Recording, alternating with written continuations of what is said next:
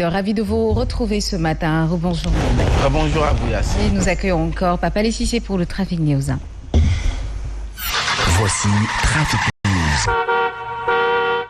Papa Lé, rebonjour. Où est-ce que vous êtes? Voilà, nous sommes toujours sur la nationale, cette fois-ci au niveau du rond-point Cambérène, mais retenez qu'ici, la patience s'impose, n'importe quel sens que vous venez, donc il faudra patienter, surtout que les véhicules en provenance du côté de Pikine et d'autres descendants sur le péage Soflé, Faouré, ki nga Saxarandil, laata ngeen wéy seen circulation, ndaa ay takk der ñoo fi nekk, bu lekkee ñenn ñi rek permettre ñeneen ñi aussi daal di mën a wéy seen circulation, bu dee nag da ngeen bay ko rond-point Cadre Parcelles Assainies, là-bas ça circule lentement, woto yi takku neen lool ba tax na da ngeen am jafe-jafe daal di wéy seen circulation, mais une fois ngeen dépassé rond-point Cambérène amatul complication, mën ngeen di progresser tranquille dans tous les sens ici du rond-point, bu dee aussi ñi nga xam ne ñoo choisir le péage Soflé aussi mën ngeen fa jaar daal di wéy seen progression, naam sax ay woto ñoo ko choisir, mais nag jamono ji moo amul jafe-jafe mën ngeen fa jaar daal di wéy seen circulation yaa ci fekk. C'était Trafic News. Merci beaucoup, Papa Lessissé. Alors, nous démarrons avec cette interruption de la diffusion des programmes de Sen TV et Zik FM. Donc, la direction du groupe de D-Média condamne et accuse Babacar Diagne d'abus de pouvoir. Momi Seck Gueye, la directrice générale de Sen TV, regrette cette démarche cavalière du Conseil et se réserve le droit d'attaquer donc la décision en justice. Elle parle de centaines de millions de pertes à subir par le groupe. Suivons sa réaction. Ahmed Aïdara un journaliste la di def revue de presse depuis 12 ans ci ñun donc li nga xam ne moom la ñu sekkante ak moom ci suñu wàllu liggéey wàccu ko mënuñu ko di ko dàkk ndax bu ñu ko dàkkee mu ngay nekk mën na delluwaat suñu kaw donc nit soo koy dàkk day am tax na dàq ko maintenant bu fekkente ne dañuy dem ci logique boobu tamit dañu xool ci ñeent këru presse tamit li nga xam ne am na ay journalistes politiciens yoo xam ne liggéey voilà donc bu ñu nag ñu tam ñu bàyyi ñu def suñu liggéey ni mu waree ndax liggéey bi xëy na ñun ñoo koy ñun ñoo si gën a fës mais am na ñu bari ñu nekk si ginnaaw ñoo xam ne seen sutura li mooy seen sutura te xam nañu Sénégal salaire benn famille dañoo ci dem weeru koor dafa nekk weer boo xamante ne weer bu ñu ci di gën a communiquer la surtout agroalimentaire te balaa loolu sax fekkoon nañu signé ay contrat ak ay yeneen partenaires yoo xamante ne c'est des contrats annuels ñu ngi nekkoon di ko exécuter contrat yi duggaat également ci weeru koor bi mu tax yeneen ñu ñëwaat suñu kaw te boo engagé ci ay liggéeyu jàmbur jël seen ay bons documents jël seen ay xaalis da nga war a wàccoo ak ñoom ci li nga waxante. Voilà, toutes nos excuses pour le Wolof. Nous allons y revenir certainement à 8 heures. Le débat autour de l'accès à l'information a été posé hier après-midi par l'École supérieure de journalisme des métiers de l'Internet et de la communication au Sénégal. La loi sur l'accès à l'information tarde à être votée. Ce qui n'est pas sans conséquence sur l'environnement de travail des journalistes, des difficultés sur lesquelles sont donc revenus les participants au panel sur la citoyenneté, la gouvernance et l'accès à l'information au Sénégal, organisé par EGICOM et l'ambassade de Grande-Bretagne.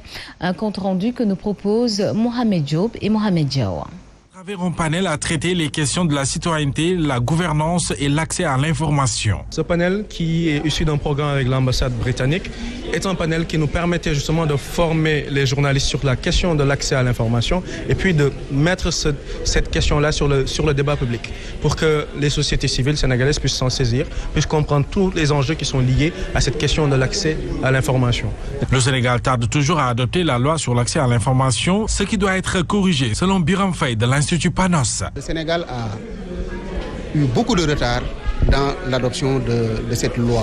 Donc, on en parle depuis 2010. Nous avons beaucoup de pays voisins qui ont déjà adopté cette loi. Mais au Sénégal, ça traîne. C'est une loi qui est un instrument de travail pour les médias. Donc, elle va contribuer à améliorer l'environnement professionnel, l'environnement de travail des journalistes. Cette loi sur l'accès à l'information, une fois adoptée, permettra à tout Sénégalais de saisir toute administration pour obtenir des informations relatives à la gestion des affaires de la cité.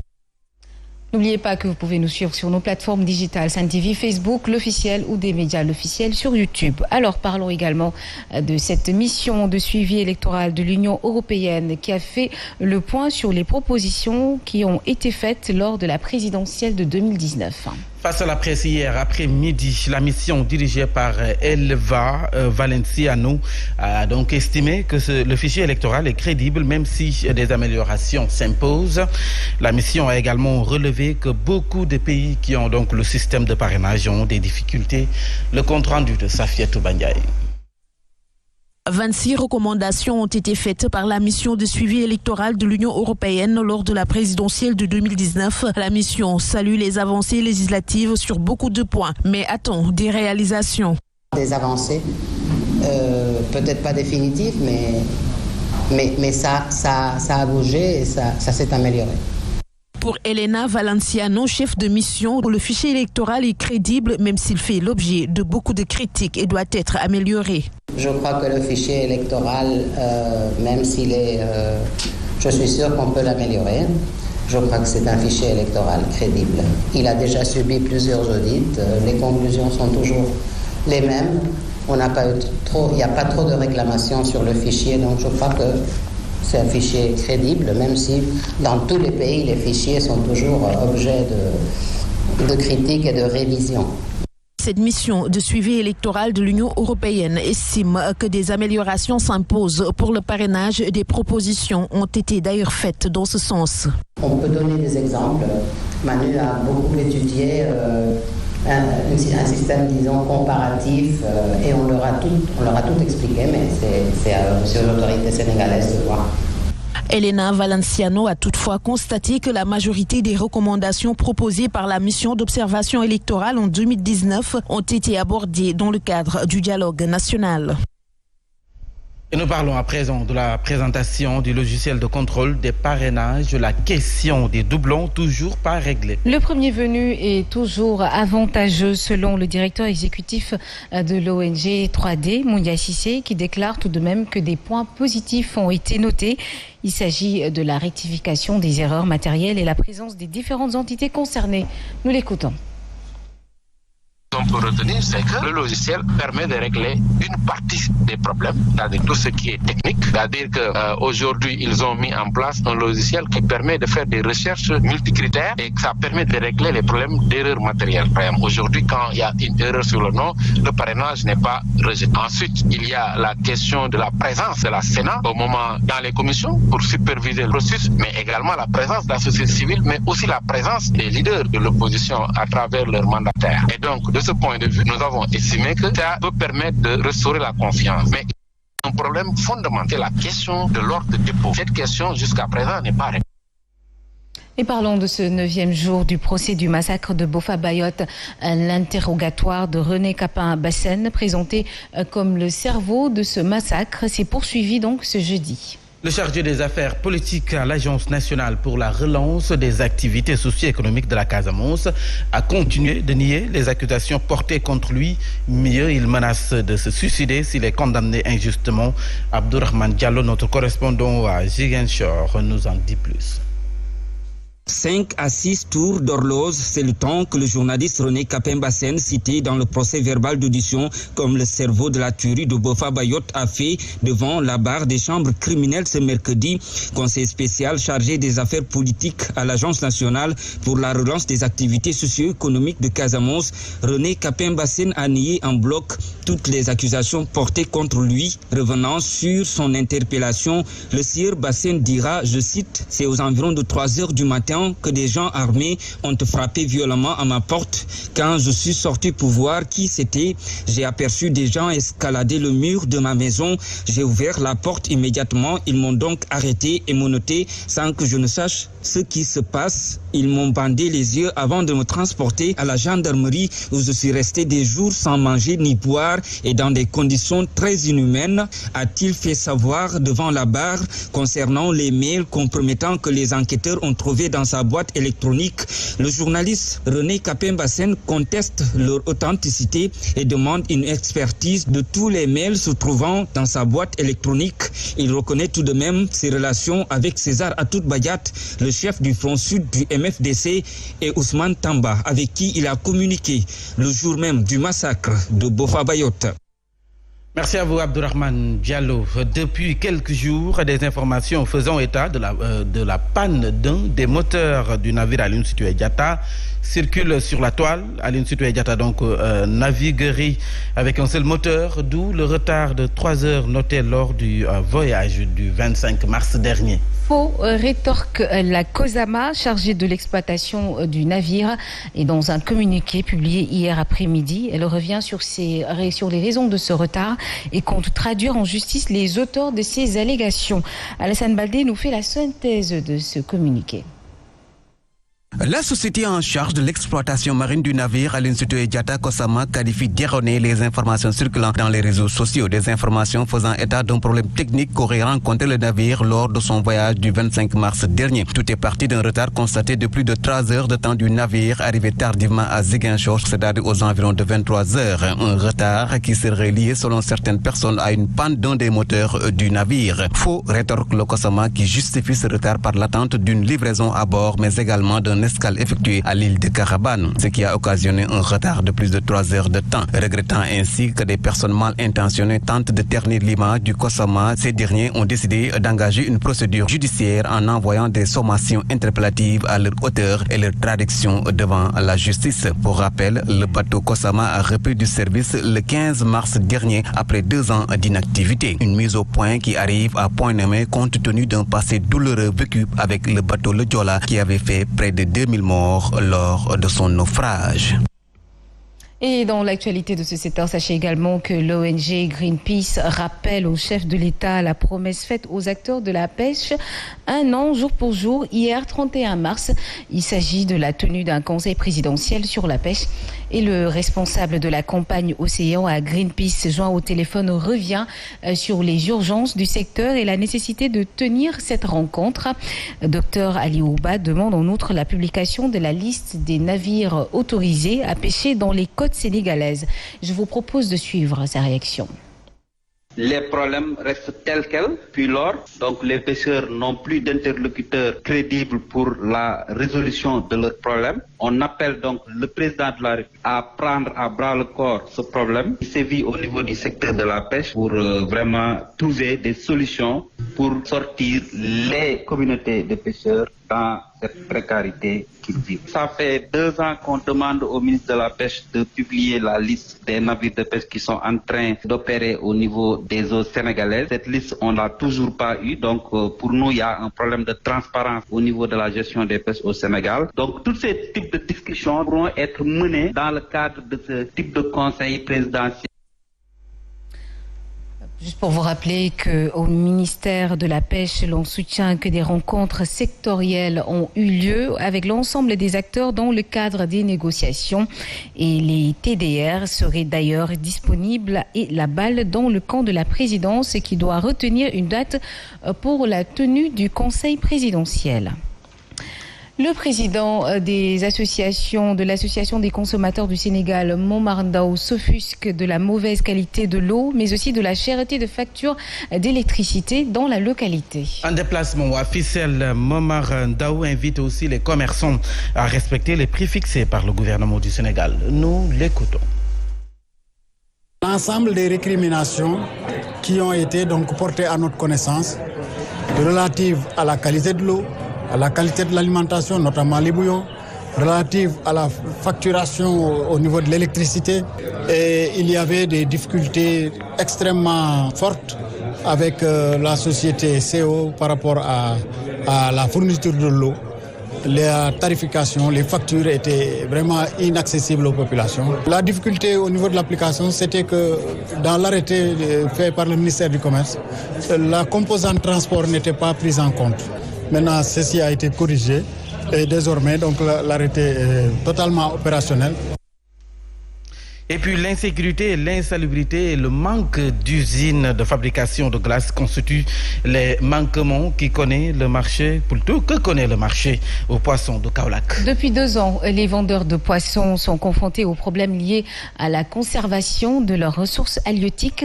Ils viennent de disposer d'un conteneur à glace, même s'ils traînent d'autres difficultés. Alioune Kane, notre correspondant, nous en dit plus. Depuis 2 ans, le marché central aux poissons de Kaolack ne dispose pas d'une usine de glace, ce qui occasionne une mauvaise conservation du poisson. Cette page est désormais tournée avec ce conteneur à glace. Un marché de poissons sans glace, ça ne servira à rien du tout. Car nous avons des produits périssables. Le poisson est un produit périsable. Qui a donné un bijou à ces patriotes kaolackois. Nous le remercions et nous disons à tout un chacun de faire comme Alutiam, de venir à l'aide au marché poisson de Kaolack qui est en train de tomber, qui est en train de pourrir. Parce que compteur bi boy xol ni ci walu glace day dem ba 40 à 45. Comprendre nga. Mu nek bon compteur bo xamanteni bu muccu ayib la bo xamanteni amul ben jafé-jafé amul ben problème aussi. Wa bokk na ci xéetu conteneur yi nga xamanteni ñoo gën ci walu denc jeun ak bon togg li nga xamanteni moy glace. Les mareyeurs ont également décrié l'insalubrité des lieux, le manque de sécurité et interpellent les autorités municipales en vue de leur trouver une solution dans les plus brefs délais. La région de Kolda sera bientôt dotée d'un aéroport répondant aux normes internationales. Des travaux d'agrandissement de l'actuel aéroport seront lancés dès le mois de mai prochain et vont durer 6 mois. Ce qui va permettre de recevoir de gros avions tels que les Airbus. Suivant à ce propos les explications du directeur de l'AIBD, Doudouka.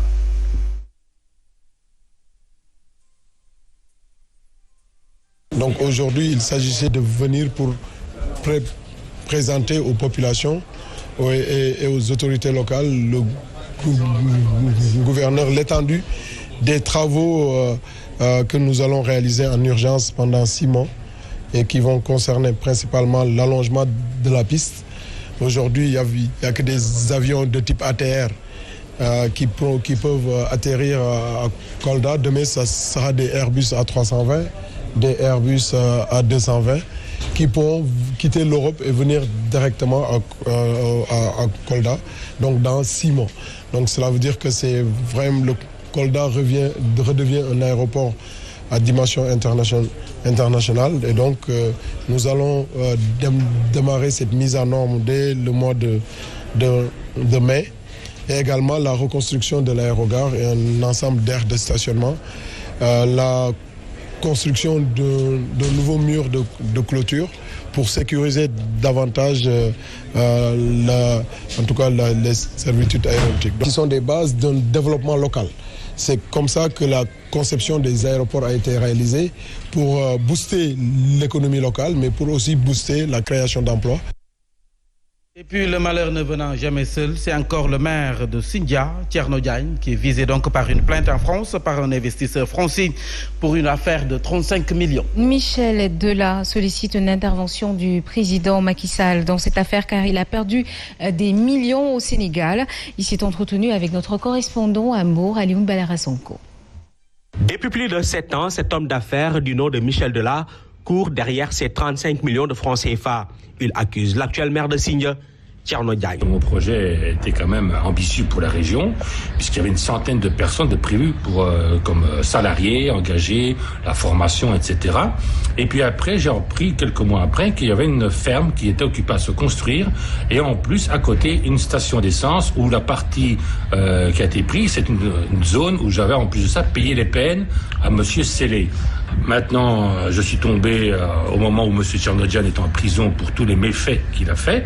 Moi, si je viens, disons, porter encore une fois plainte chez le procureur de Mbour, c'est pour, disons, rajouter au dossier mon affaire pour que ça se termine très vite. Toutefois, il se dit confiant que la justice sénégalaise fera son travail cette fois-ci. Je pense que j'ai été patient et maintenant j'espère beaucoup que tout ça va s'arranger et que ça va me permettre de tourner la page. D'ailleurs, il compte déposer une plainte en France si rien n'est fait au Sénégal contre l'actuel maire Thierno Diagne. Ils ont continué en Europe et en France avec des chaînes de télévision françaises où je compte mettre mon problème au grand jour pour éviter que les Français et autres personnes viennent, disons, se faire piéger, parce que c'est un piège vraiment qui se retourne, c'est-à-dire c'est du vol organisé. Il lance un appel au président de la République, Macky Sall. Mais le président Macky Sall a beaucoup de pouvoir, donc il peut, je pense, très vite régler les problèmes dans les plus brefs délais. Peut-être, pourquoi pas, me donner un autre terrain éventuellement de 10 hectares, mais ça, il faut voir où.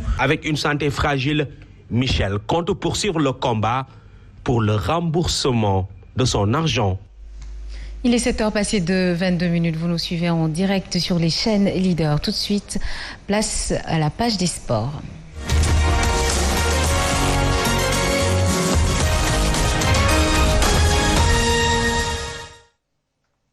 Et c'est l'affaire de Pape Matambo. Paki, je dis bonjour. Ravi de vous retrouver ce vendredi matin. Bonjour à vous, Yacine Sek, et Djuma Moubarak à vous. C'est bien. Alors, nous démarrons avec le tirage Coupe du Monde Qatar 2022 ce vendredi à 16h à Doha. Les possibles adversaires des champions d'Afrique, le Sénégal. Oui, Yacine Sek, le Sénégal attend le tirage au sort ce vendredi à 16h à Doha, la capitale qatari, pour connaître ses adversaires pour la Coupe du Monde au Qatar. Déjà, la Fédération internationale de football a dévoilé son classement mondial. Ainsi, le Sénégal, le Maroc et la Tunisie se retrouvent dans le pot 3, tandis que le Cameroun et le Ghana seront dans le 4 et le dernier pot. Le Qatar, pays hôte, est tête de série avec le Brésil, la Belgique, la France, l'Argentine, l'Angleterre, l'Espagne et le Portugal. La répartition des pots est comme suit: pot 1, Qatar, Brésil, Belgique, France, Argentine, Angleterre, Espagne, Portugal. Pot 2, on retrouve le Mexique, Pays-Bas, Danemark, Allemagne, Uruguay, Suisse, États-Unis, Croatie. Pot 3, Sénégal, Iran, Japon, Maroc, Serbie, Pologne, Corée du Sud, Tunisie. Et pot 4, Cameroun, Ghana, Équateur, Arabie Saoudite, donc de même que Canada, vainqueur barrage européen, vainqueur barrage intercontinental 1 et vainqueur barrage intercontinental 2. Sachez que le tirage au sort sera effectué par les gloires comme Cafu, le Brésilien, et Lothar Matthäus, l'Allemand. Mais le règlement est clair, deux équipes d'une même confédération, par exemple Afrique, Amérique du Sud, Asie, ne peuvent pas se retrouver dans le même groupe si on accepte l'Europe avec ses 13 représentants. En revanche, Sadio Mané et ses coéquipiers peuvent tout à fait se retrouver avec la France, champion du monde en titre, l'Allemagne, vainqueur de la compétition en 2014, le Brésil ou l'Équateur. Les Lions pourront retrouver aussi le Qatar, les États-Unis, l'Arabie Saoudite, la Serbie, Costa Rica ou Nouvelle-Zélande. Sachez que la Coupe